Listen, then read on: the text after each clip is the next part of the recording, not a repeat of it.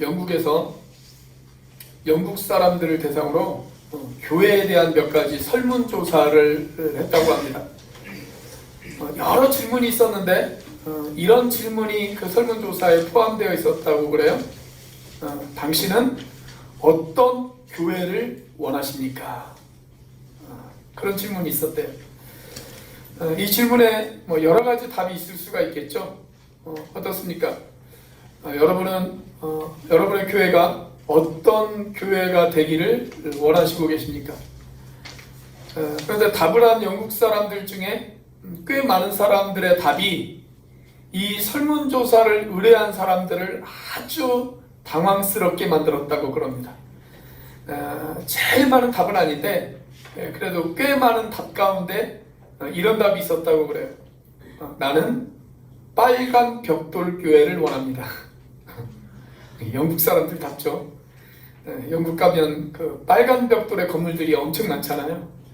그래서 그런지 나는 빨간 벽돌 교회를 원합니다. 이렇게 답을 한 사람들이 꽤 많이 있었다고 그럽니다. 우리는 교회 그러면 십자가가 있는 건물을 생각할 때가 참 많죠. 그런데 만약 여러분이 초대교회로 돌아가셔서 초대교회 교인들과 교제를 하다 보면 교회라고 하는 이 단어에 대해서 우리와 전혀 다른 생각을 가지고 있다는 것을 발견하게 되어질 것입니다. 교회는 결코 건물이 아닙니다. 물론 건물은 필요합니다. 그렇지만 건물이 교회는 아닙니다. 우리는 교회 다니고 있고 또 믿지 않는 사람들에게 교회 가자 그렇게 이야기를 합니다. 그렇다면 교회가 과연 무엇일까요? 바울이 지금 차가운 감옥에서 이 에베소서를 기록하고 있어요. 그래서 이 에베소서를 가리켜서 우리가 뭐라고 이야기를 하냐면 옥중서신이다 그렇게 이야기를 합니다. 감옥 안에서 쓴 편지다 라고 그래서 옥중서신이다 그렇게 이야기를 해요. 바울이 이 편지를 쓴 것이 아마 AD 62년 전후에 이 에베소서를 쓴 것으로 그렇게 여겨지고 있습니다. AD 62년 전후는 로마의 영광이 모든 세계에 영향을 끼치던 그런 시기였어요. 자, 그런데 바울은 지금 죄수의 신분으로 그 차가운 감옥 안에서 이 편지를 쓰면서 로마의 영광이 아니라 교회의 영광을 이야기하고 있습니다. 당시 교회들이 로마의 핍박과 환난을 받으면서 로마의 권력 앞에 무릎을 꿇는 교회가 아니라 복음의 찬란한 영광을 나타내는 교회가 되어지기를 희망하는 마음으로 바울은 이 에베소서를 기록하고 있습니다. 그러면서 오늘 본문 말씀에 보면 바울이 생각하는 교회, 이 교회의 의미에 대해서 아주 중요한 세 가지의 단어를 이야기하고 있어요. 세 가지의 단어. 이 세 가지의 단어 중에서 하나라도 빠지면 그것은 교회가 되어질 수가 없습니다. 교회라면 반드시 갖추어야 될 세 가지의 아주 중요한 단어, 그 단어를 이야기합니다. 자, 교회란 무엇일까요? 바울이 이야기하는 교회의 의미 도대체 무엇일까요? 첫 번째, 교회는 깨달음의 공동체입니다. 교회는 깨달음의 공동체입니다. 자, 오늘 본문에서 몇 가지 중요한 단어가 나온다고 말씀드렸죠? 첫 번째 단어는 깨달았다라고 하는 단어입니다. 깨달았다. 자, 오늘 3절 말씀을 보시면 하나님이 나에게 비밀을 알게 하셨다. 그렇게 기록되어 있어요. 하나님이 나에게 비밀을 알게 하셨다. 자, 그리고 4절 말씀을 보면 내가 그리스도의 비밀을 깨달았다. 그렇게 이야기합니다. 내가 그리스도의 비밀을 깨달았다. 자, 하나님이 바울에게 알게 하셨고 바울이 깨달은 그리스도의 비밀, 그 비밀은 과연 무엇일까요? 우리가 에베소서를 읽다가 에베소서가 잘 이해가 되어지지 않는다. 그러면 이 에베소서와 꼭 같이 읽어야 되는 책 한 권이 있습니다. 그 책이 뭐냐면 골로새서라고 하는 책입니다. 골로새서. 그래서 오늘 본문 말씀도 보면 이런 표현이 하나 등장을 해요. 3절 말씀을 보면 곧 계시로 내게 비밀을 알게 하신 것은 내가 먼저 간단히 기록함과 같으니, 그래서 먼저 기록한 것이 있다라는 거예요. 그게 뭐냐면 골로새서입니다. 골로새서. 그래서 여러분들이 에베소서를 읽다가 잘 이해가 되어지지 않는다. 그러면 골로새서를 보시면 돼요. 우리가 에베소서와 골로새서를 가리켜서 신학자들은 뭐라고 이야기를 하냐면 쌍둥이 서신이다. 그렇게 이야기를 합니다. 이 골로새서는 제가 2020년 10월부터 한 3개월에 걸쳐서 여러분들에게 설교를 한 적이 있어요. 그래서 에베소서를 읽다가 이해가 안 되면 골로새서를 보시면 거기에 에베소서를 이해할 수 있는 힌트가 들어있어요. 또 반대로 골로새서를 읽다가 이해가 되어지지 않아서 자꾸 골로 새면 에베소서를 보시면 또 골로새서를 이해할 수 있는 힌트가 거기에 있습니다. 자, 이 에베소서 3장을 보면 자꾸 어떤 단어가 등장을 하냐면 비밀이라고 하는 단어들이 등장을 해요. 비밀. 그런데 골로새서라고 하는 책을 보면 그 책에도 역시 비밀에 관한 이야기가 등장을 합니다. 자, 그래서 골로새서 1장 26절을 보시면 만세로부터 감추어졌던 비밀이 이제는 나타났다. 그렇게 이야기를 해요. 자, 그리고 27절 말씀을 보시면 하나님이 이 비밀의 영광을 이방인들에게도 알게 하셨다. 그렇게 이야기를 합니다. 자, 그러면서 이 비밀이 뭐냐? 이 비밀은 너희 안에 계신 그리스도의 영광이다. 그렇게 이야기합니다. 그 영광의 소망이다. 그렇게 이야기해요. 너희 안에 있는 그리스도다. 그게 비밀이다. 그 그리스도가 가지고 있는 영광의 소망, 그것이 바로 비밀이다. 그렇게 이야기합니다. 한마디로 말하면 우리가 예수님을 영접했을 때 예수님께서 우리 가운데 들어와 계시죠. 우리와 함께 하세요. 그래서 내가 하나님의 자녀가 되어졌어요. 내가 예수님을 영접하고 하나님의 자녀가 되어진 것, 그것이 뭐냐면 그것이 바로 비밀이다 라는 거예요. 그것이 바로 비밀이다. 근데 이 비밀이라고 하는 단어를 헬라어에서 어떤 단어를 사용했냐면 무스테리온이라고 하는 단어를 사용했습니다. 무스테리온. 이 무스테리온이라고 하는 단어에서 영어에 뭐가 나왔냐면 미스테리라고 하는 단어가 나왔어요. 미스테리. 자, 그런데 이 무스테리온이라고 하는 단어는 꼭꼭 숨겨진 비밀을 말하는 것이 아닙니다. 밝히 드러난 비밀. 한마디로 말하면 자랑하고 싶은 비밀. 그걸 이야기를 하는 거예요. 그 미용실에 가면 아주머니들이 이렇게 수다를 떨죠. 아주머니 막 수다를 떨어요. 그런데 한 아주머니가 머리 아파 그러면서 손가락으로 이렇게 머리를 쓸어 넘겨요. 손가락에 반지가 하나 있어요. 그게 뭐예요? 반지를 자랑하고 싶은 거죠. 그래서 상대방이 그 반지에 대해서 관심을 보이면 이렇게 이야기를 합니다. 내가 이 비밀로 하려고 자기에게 말을 안 했는데 사실 우리 신랑이 사왔어. 다이아야, 다이아 5분짜리. 그렇게 이야기를 해요. 말을 안 하고 싶었으면 말 안 하면 되잖아요. 근데 그렇게 말을 한다는 것은 말을 안 하고 싶은 것이 아니라 사실은 뭐예요? 자랑하고 싶다라는 거죠. 자랑하고 싶다. 이게 바로 자랑하고 싶은 비밀입니다. 공공연하게 사람들에게 자랑하고 싶은 비밀. 자, 그래서 예수님이 나의 구주가 되셨다. 내가 그래서 하나님의 자녀가 되었다. 이것을 깨닫고 이것을 자랑하고 싶은 공동체. 그게 바로 교회라는 거예요. 그게 바로 교회다. 자, 골로새서 1장 6절 말씀을 보면 이런 말씀도 있어요. 자, 같이 한번 읽어보겠습니다. 시작. 이 복음이 이미 너희에게 이름에 너희가 듣고 참으로 하나님의 은혜를 깨달은 날부터 너희 중에서와 같이 또한 온 천하에서도 열매를 맺어 자라는도다. 자, 여기 보면 복음을 들었어요. 그런데 복음을 들은 것만으로는 그 사람이 하나님의 자녀가 되어질 수 없어요. 그 복음을 듣고 참으로 하나님의 은혜를 깨달은 날부터 그 사람이 하나님의 자녀가 되어지는 거예요. 그냥 복음을 듣는 것, 그것만으로는 안 돼요. 하나님의 은혜를 깨달아야 돼요. 그래야 하나님의 자녀가 되어질 수 있습니다. 하나님이 나를 사랑하시는구나. 하나님이 나 같은 죄인을 있는 모습 그대로 받아주시고 나를 용서해 주셨구나. 그리고 하나님이 나를 자녀 삼아 주셨구나. 그 하나님의 은혜가 참으로 놀랍구나. 이것을 깨닫는 사람, 그 사람이 진짜 복음을 들은 사람이에요. 진짜 복음을 들은 사람. 자, 어떤 사람이 교회에 오랫동안 출석을 합니다. 어렸을 때부터 교회를 다녔어요. 그런데도 삶에 전혀 변화가 없어요. 신앙이 자라지를 않아요. 그렇다면 그 사람은 자기 자신에게 물어야 될 아주 본질적인 질문이 하나 있습니다.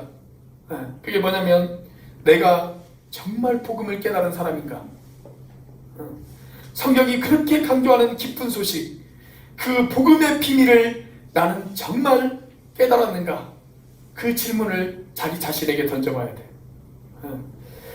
저희는 지난 사무처 예배를 통해서 아주 중요한 안건 하나를 통과시켰습니다. 어떤 분이 우리 교회에 출석을 해요. 그리고 교회 등록을 합니다. 그렇게 교회 등록을 하면 그때부터는 우리 교회 교인이죠. 등록 교인이 되어지는 겁니다. 자, 그런데 우리 교회는 그렇게 등록 교인도 있지만 정회원도 있다는 거 아십니까? 정회원. 이제 교인이 되었으면 신앙생활 입문과정을 하셔야 돼요. 가장 기초적인 과정이라고 이야기할 수가 있어요. 다른 교회에서 어떤 직분을 받았든지 간에 반드시 이 과정을 하셔야 됩니다. 어떤 분은 이렇게 이야기하시는 분들이 계실지 몰라요. 내가 그래도 다른 교회에서 직분까지 받았는데요. 그런 가장 기초적인 교육을 내가 과연 받아야 될 이유가 뭐가 있습니까? 이렇게 이야기하시는 분들이 혹 계실지 모르겠어요. 그런데 우리가 아무리 확인해도 모자람이 없는 아주 중요한 확인, 그게 뭘까요? 복음입니다. 복음. 그 사람이 과연 복음을 깨달았는가? 다른 교회에서 어떤 직분을 맡았든 신앙의 연수가 어떻게 되어지든 그런 아무런 중요한 내용이 되어지지 못해요. 그 사람이 정말 복음을 깨달았는가? 그게 중요해요.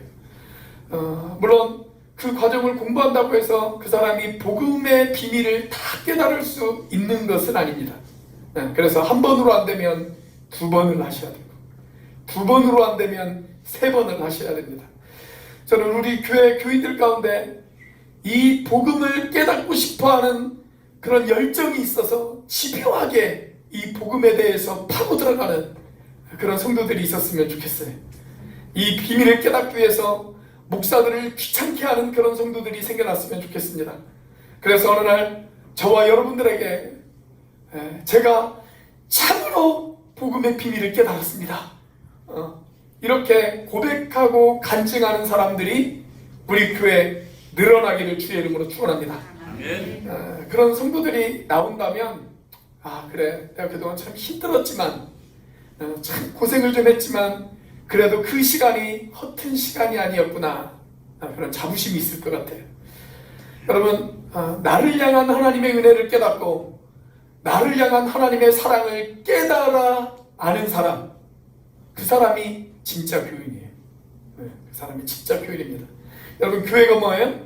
교회는 이 복음의 비밀을 깨닫고 하나님의 은혜를 깨닫는 사람들의 공동체, 이것이 바로 불신자와 우리를 차별화시키는 것입니다.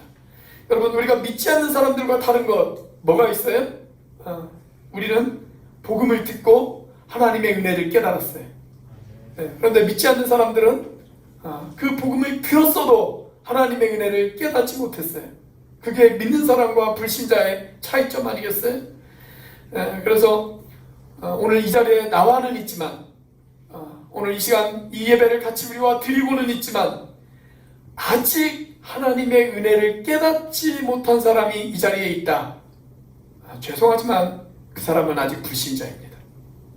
아직 불신자예요.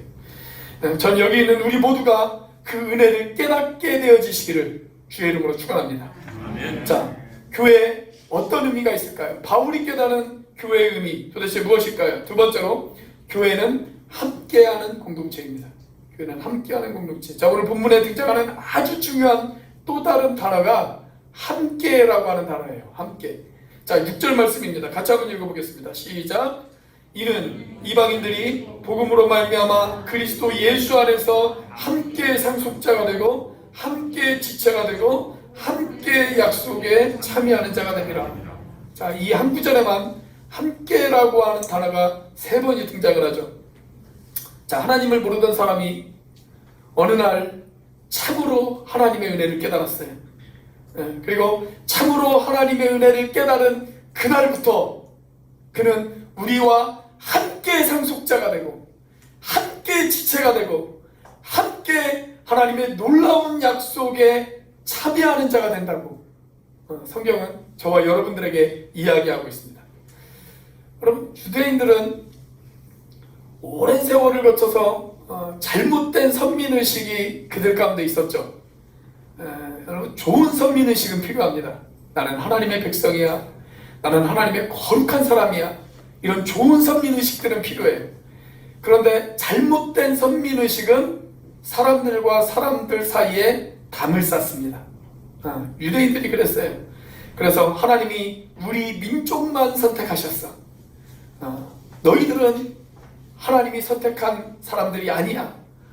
너희들은 개야. 그렇게 생각했단 말이죠. 그래서 유대인들은 이방인들을 실제로 개라고 불렀습니다. 개 취급을 했고 개라고 불렀어요. 그걸로 부족해서 그들은 이방인들을 원수처럼 여겼습니다. 원수 취급을 했어요. 자, 그런데 그런 이방인들이 어느 날 자기들과 똑같이 하나님의 자녀다라고 그렇게 이야기를 하는 거예요. 그걸 유대인들의 관점에서 보면 도저히 이해할 수가 없는 거죠. 아니, 어떻게 이방인들이 우리와 똑같이 하나님의 자녀가 되어질 수가 있어? 유대인들의 상식으로는 도저히 이해할 수 없는 그런 말씀이란 말이죠. 자, 그런데 바울이 지금 그 이야기를 하고 있어요. 그 이야기를 하고 있습니다.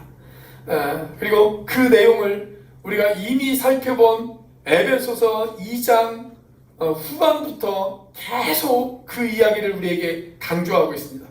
자, 에베소서 2장 15절 같이 한번 읽어보겠습니다. 시작. 법조문으로 된 계명의 율법을 폐하셨으니 이는 이 둘로 자기 안에서 한 새 사람을 지어 화평하게 하시고, 예수님이 당신의 육체로 중간에 막힌 담을 허물어 버리셨다. 그래서 법조문으로 된 율법을 폐하시고 두 사람을 한 새 사람으로 만드셨다. 그렇게 이야기합니다. 이게 무슨 말일까요? 자, 여기 등장하는 두 사람은 누구일까요? 여기 등장하는 두 사람 누구죠? 유대인과 이방인을 말하는 거예요. 유대인과 이방인. 자, 그런데 이 두 사람을 한 새 사람이 되게 하셨다. 그러면 이 한 새 사람은 누구일까요? 이게 바로 교회입니다. 이게 바로 교회예요.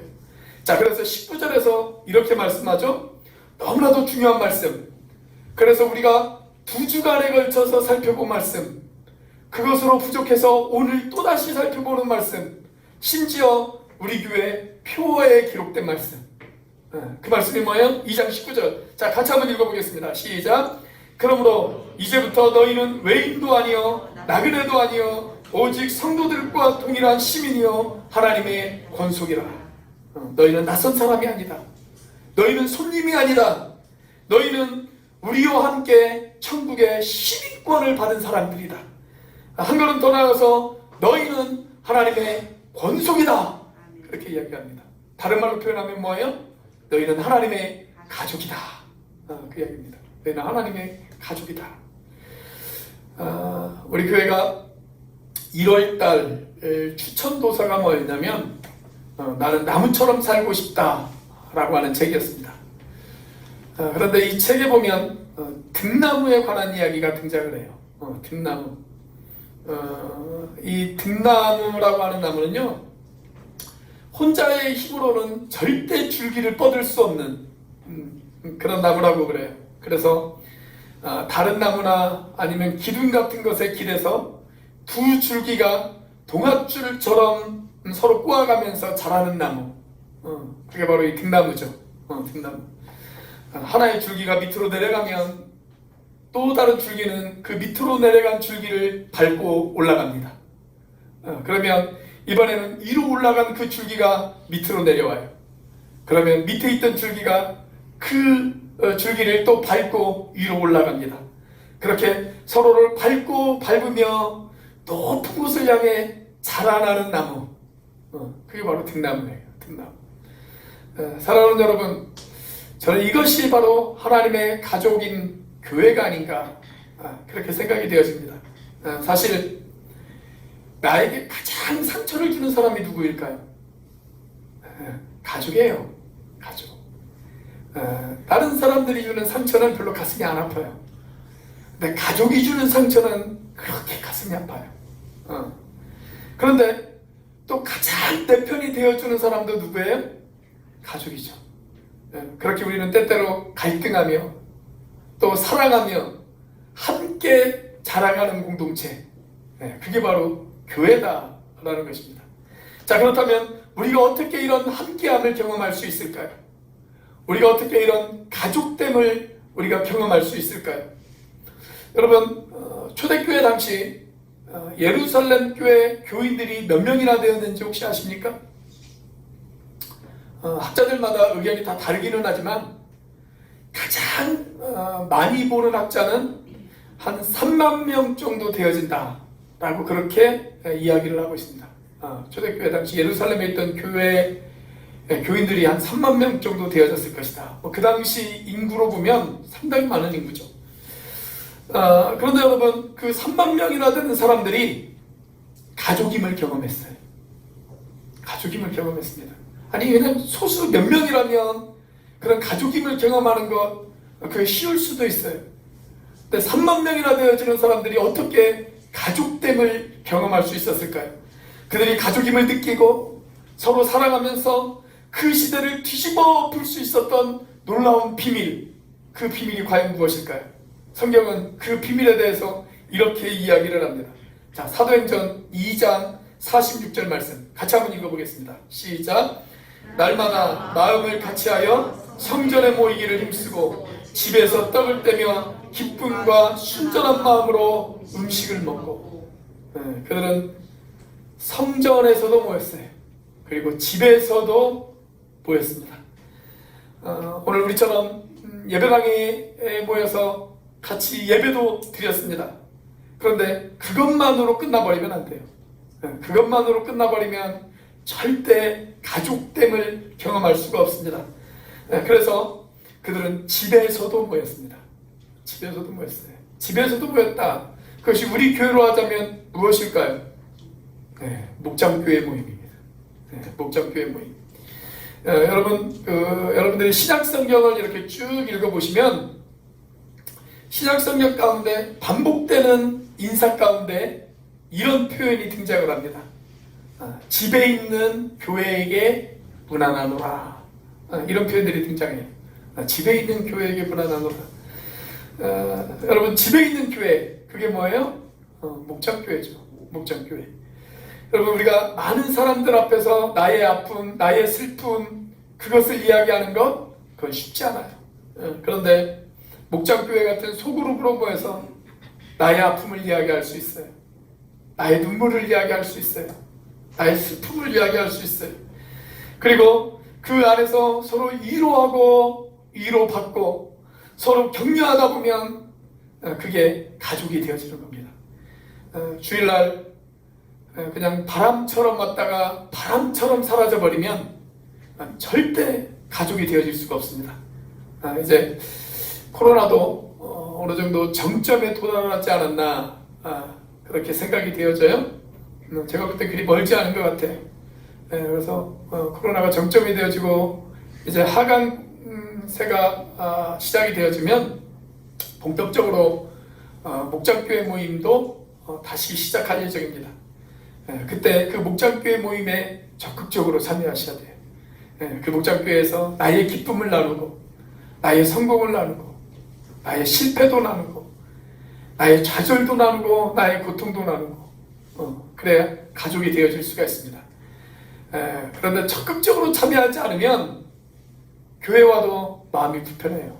여전히 손님으로 있는 거예요. 주인으로 있지 못하고 손님으로 있는 겁니다. 손님으로 있으면 마음에 자유함이 없어요.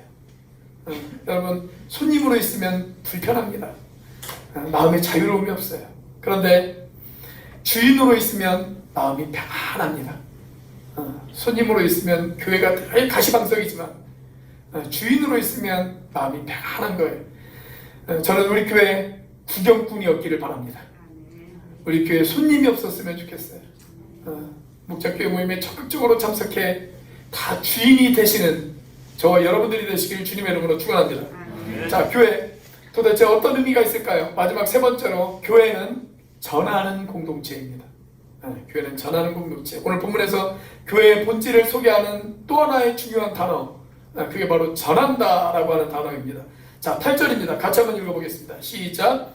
모든 성도 중에 지극히 작은 자보다 더 작은 나에게 이 은혜를 주신 것은 측량할 수 없는 그리스도의 풍성함을 이방인에게 전하게 하시고. 자, 바울이 여기에서 자기 자신을 가리켜서 뭐라고 소개를 하고 있습니까? 나는 지극히 작은 자보다 더 작은 자다. 그렇게 이야기해요. 나는 지극히 작은 자보다 더 작은 자다. 근데 여러분, 바울이 작은 자가 아니죠. 작은 자가 아니에요. 바울이 바울 되기 이전에 그의 이름이 뭐였어요? 사울이었죠. 사울이라고 하는 이름의 뜻은 어떤 뜻을 가지고 있냐면 큰 자라고 하는 뜻을 가지고 있습니다. 큰 자. 과거에는 자기가 큰 자인 줄 알았어요. 그런데 예수님을 믿고 예수님을 따르다 보니까 자기가 작은 자보다 더 작은 자라는 사실을 깨닫게 되어졌습니다. 예전에는 교회를 핍박하던 사람이었습니다. 예전에는 예수 믿는 사람을 잡아 죽이던 사람이었습니다.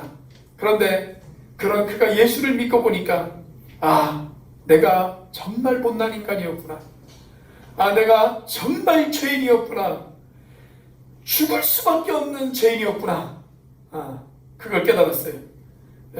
그래서 그걸 깨닫는 순간 바울이 고백합니다. 나는 작은 자보다 더 작은 자다. 그렇게 이야기합니다. 자, 그렇게 작은 자기에게 하나님께서 은혜를 베풀어 주십니다. 어떤 은혜를 베풀어 주셨어요? 복음을 전하는 십자가의 전달자로 이 바울을 삼아 주셨어요. 그것을 감격해서 고백하는 내용이 지금 오늘 본문의 에베소서 3장 8절의 내용입니다. 이렇게 작은 나에게 하나님이 그 십자가의 복음을 전할 수 있는 그런 은혜를 베풀어 주셨다. 너무 감사하다. 그걸 고백하는 내용이죠. 근데 사랑하는 여러분, 그 사명을 바울에게만 주신 것은 아니죠. 저와 여러분들에게도 주셨어요. 즉 교회에게도 그 사명을 주셨습니다. 자, 그 내용이 10절이에요. 10절. 자, 10절 같이 한번 읽어보겠습니다. 시작. 이는 이제 교회로 말미암아 하늘에 있는 통치자들과 권세들에게 하나님의 각종 지혜를 알게 하려 하심이니. 자, 여기 보면 교회로 말미암아 그렇게 되어 있어요. 교회로 말미암아. 교회로 말미암아 하늘에 있는 통치자들과 권세자들에게 하나님의 지혜를 알게 하셨다. 자, 여기 등장하는 하늘에 있는 통치자들, 권세자들, 이런 존재들은 영적인 존재들을 말하는 것입니다. 즉 천사들을 말하는 거예요. 자, 그런데 그 천사들 중에는 악한 천사도 있죠. 사탄 마귀입니다. 사탄 마귀는 지금도 많은 사람들이 하나님 앞에 나오는 것, 예수 믿게 하는 것, 그것을 계속적으로 방해합니다. 자, 그런데 교회라고 하는 공동체는 어떤 공동체냐?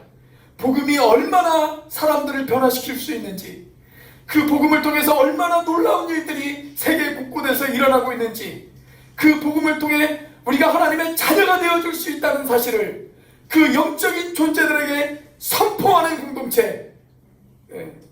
그래서 사탄 마귀의 권세들을 무너뜨리고 이 땅 가운데 하나님의 나라가 임할 수 있도록 그 복음의 비밀을 전하고 선포하는 공동체. 그 공동체가 바로 교회다라는 것입니다. 공동체가 바로 교회다. 여러분, 사실 이 교회라고 하는 공동체는요, 아주 이상한 공동체예요.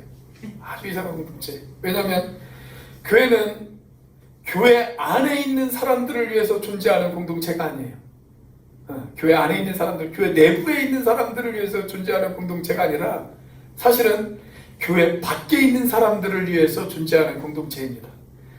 그래서 하나님 없이 살아가는 사람들, 그 사람들이 복음을 듣고 이 교회 안으로 들어올 수 있게 하도록 만들어진 공동체, 그게 바로 교회라는 거예요.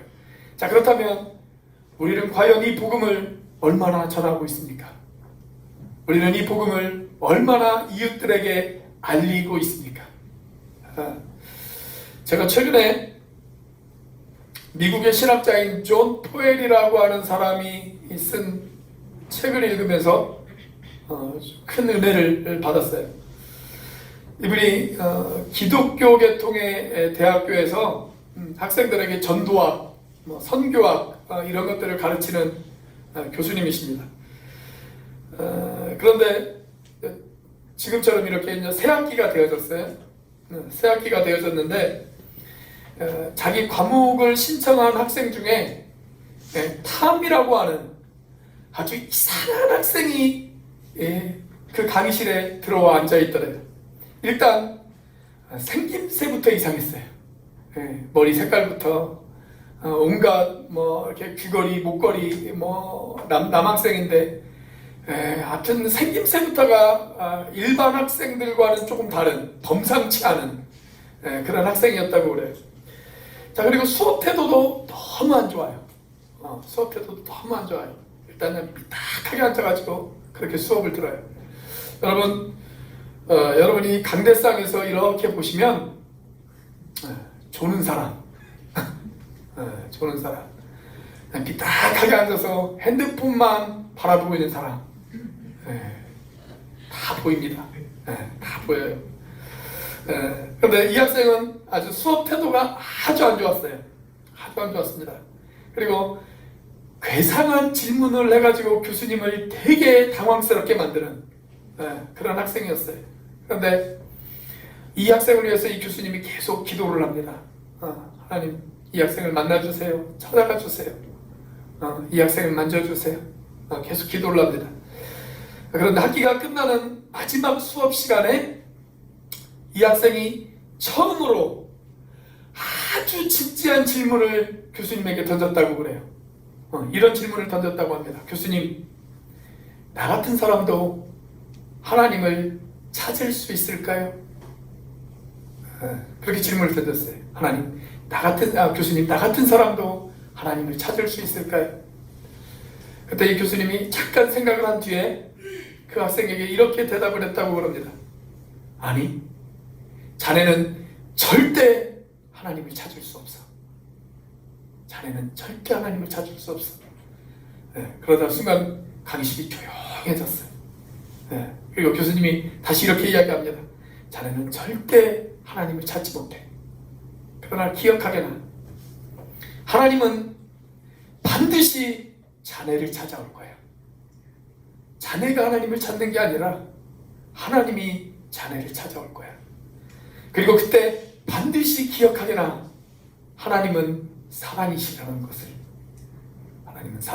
것을 반드시 기억하게나. 그렇게 이야기를 했습니다. 자, 그리고 이 탐이라고 하는 학생은 졸업을 했습니다. 그로부터 4년이 흘렀습니다. 4년이 지나고 나서 이 탐이라고 하는 학생이 학교에 다시 모습을 보였습니다. 그리고 이 교수님을 만났어요. 둘이 만났어요. 그런데 탐이라고 하는 이 학생이 얼굴에 살이 하나도 없어요. 그냥 뼈에 가죽만 붙어 있는 것 같아요. 그리고 머리카락도 다 빠졌어요. 그런데 눈빛은 살아있었다고 그래요. 눈빛은. 교수님이 묻습니다. 자네 어떻게 지냈나?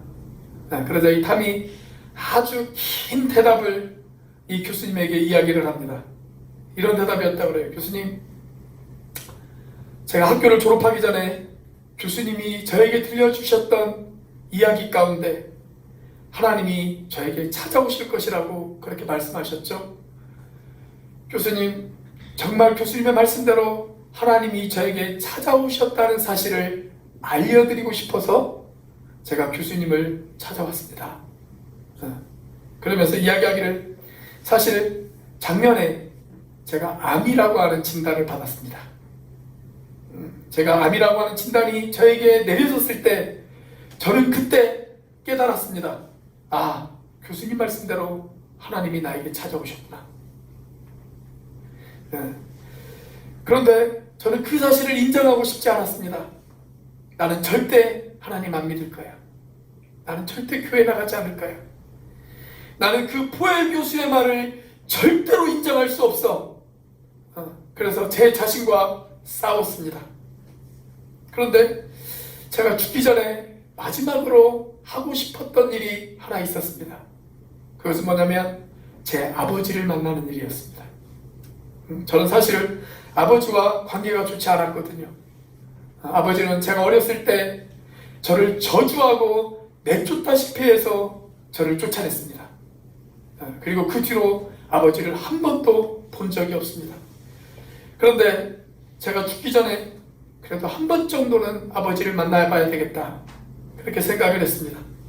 그리고 집에 돌아갔을 때 저는 아버지가 저를 안 만나줄 거라고 예상을 했습니다. 그런데 그 아버지가 제 예상을 깨고 저를 부둥켜 안고 펑펑 우시더라고요. 펑펑 우시더라고요.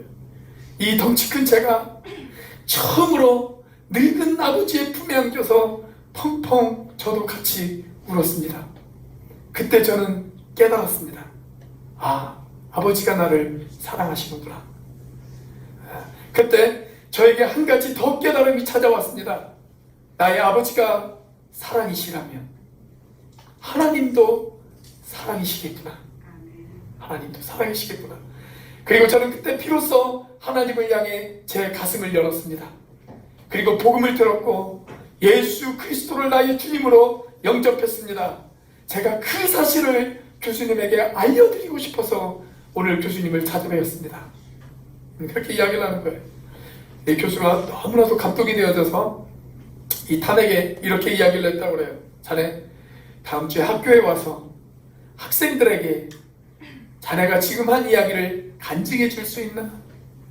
그래요. 그렇게 하죠. 그렇게 이야기를 했어요. 그런데 그 약속이 실현되기 이틀 전에 전화가 한 통 왔다고 그래요. 교수님, 제가 몸 상태가 너무 안 좋아서 지금 급하게 병원에 입원을 했어요. 제가 그 약속을 지키지 못할 것 같아요. 그런데 교수님이 제 대신 이야기를 해주세요. 하나님이 이 탐을 찾아오셨다고. 하나님은 사랑이시라고. 하나님께서 나를 만나주셨다고. 아니, 교수님 그 학생들뿐만이 아니라 교수님의 일생을 걸쳐서 그 이야기를 사람들에게 전해주세요. 제가 비록 죽더라도 그 이야기를 사람들에게 전해주세요. 하나님이 이 탐을 찾아오셨다고. 나를 사랑해 주셨다고. 포엘 교수는 그 순간 자기가 존재하는 이유를 깨달았다, 그렇게 이야기를 합니다. 여러분, 교회가 존재하는 이유 무엇일까요? 하나님의 복음을 참으로 깨닫고 그 복음을 전하기 위해서 함께하는 것, 여러분, 그게 바로 교회가 존재하는 이유인 것입니다. 여러분, 세상 모든 사람에게 하나님께서 당신을 찾고 계신다고, 하나님은 사랑이시라고, 당신에게는 아직도 기회가 있다고, 여전히 당신은 하나님을 만날 수 있다고, 그렇게 전하는 공동체, 그 공동체가 바로 우리 온누리교회가 되어지시기를 주의 이름으로 축원합니다. 이것이 바로 저와 여러분들이 교회가 되어 존재하는 이유, 그 이유인 것입니다. 저와 여러분의 존재의 이유를 깨닫고 그 사명 앞에 헌신하는 저와 여러분들이 되시기를 주님의 이름으로 축원합니다. 기도하시겠습니다.